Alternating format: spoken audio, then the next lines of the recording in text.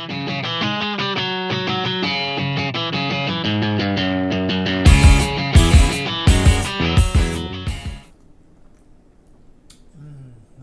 Hey guys, Jules here from Behind the Cork for another What's in Your Glass weekend wine. This week, as mentioned, last week we covered Pinot Gris. If you missed it, catch that episode. You'll love the flavors of Pinot Gris from the Alsace region. We're going to stick to central, I want to say central France, the Loire Valley. So, Loire Valley is a river flowing out to the Atlantic. It is the largest producing white wine region in France. One of my favorites showcasing today. Those that know me understand Chenin Blanc from Vouvray region is one of my favorite, and I'll explain why. But the Loire Valley offers several different types of white varieties, from Chardonnay, Muscadet, and then a few others as well. So again, the white wines are spectacular. Depends on what area and region in the Loire Valley, from the coast all the way inland. You get the beautiful Chardonnays, the beautiful Muscadet. Muscadet Sèvres and Maine offers some great varieties. I'll share some of those wines moving forward. But today, as mentioned, Vouvray. As I mentioned in the last episode, so French wine, right? If everyone can see this bottle here, you're basically gonna have the region and not necessarily the wine grape. So what I'm here to explain is that if you love the flavors and the taste that I explain, you're gonna go after that particular region, and that's how France labels their wine bottles, right? So the Vouvray is typically always made in with the Chenin Blanc grape. You're going to get in this one particular.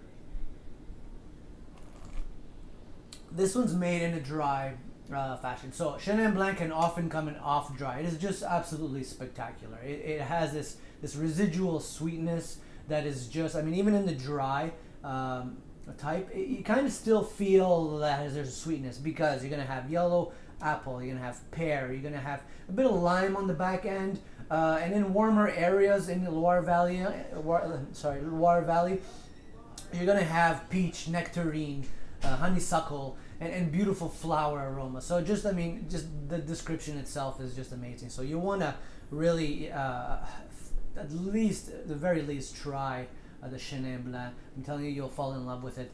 South Africa is another region that offers a spectacular version of this, because it's a warmer climate. You're going to get the nectarine and the peach, and it's just beautiful. So what you want to do is, sometimes in the back of the label, unfortunately on this one there isn't, you're going to see off dry. But if you're not sure whether you want an off dry or dry, maybe ask the consultant at the wine store. Just, hey, I'm looking for a off dry Vouvray or Chenin Blanc, and he'll direct you to the wines that they may have. So I suggest you start with an off dry. The dry is still very spectacular. Obviously, with an off dry, the residual sugars you want to likely, beautifully, and in a past episode, I showcased Vouvray. Chenin Blanc off dry with a spicy dish goes amazing with anything that is spicy. As you can imagine, you offset the spice with the sweetness, but I'm telling you, even with a dry bottle or dry Chenin Blanc, you're still gonna have that beautiful offset, because you still get the flavors of that honey, of that apple and pear, and it's just gorgeous all around. So hopefully you guys like it. Again, this bottle right here is under $20. I want to say $17 Canadian, so you get a big bang for your buck wherever you go. It is one of the many amazing grape varieties in the Loire Valley. Just beautiful, and I suggest you compare the two. Like, buy a Chenin Blanc from South Africa and one from the Loire, and compare the two and see if you can point out the peach, pear, nectarine.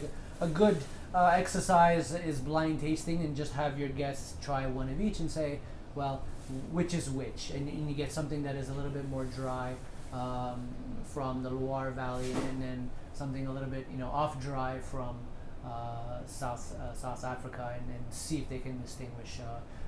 And I mean, it's a good exercise, fun exercise. In the end, it's two amazing wines, because it's an amazing grape. So again, hopefully you like it. Pairing, what you want to do is, again, we talked about the spiciness, but also on the dry version, It's a medium to light, or I would say light to medium bodied wine. So you want to make sure the dish is medium to light body as well. Stay away from the heavy cooks, charcoal, heavy proteins, beefs, goat, duck, anything. Just maybe stay away a little bit from that. Try to go for the chicken, the fish. This will go spectacular, and spicy dishes. This is your best friend.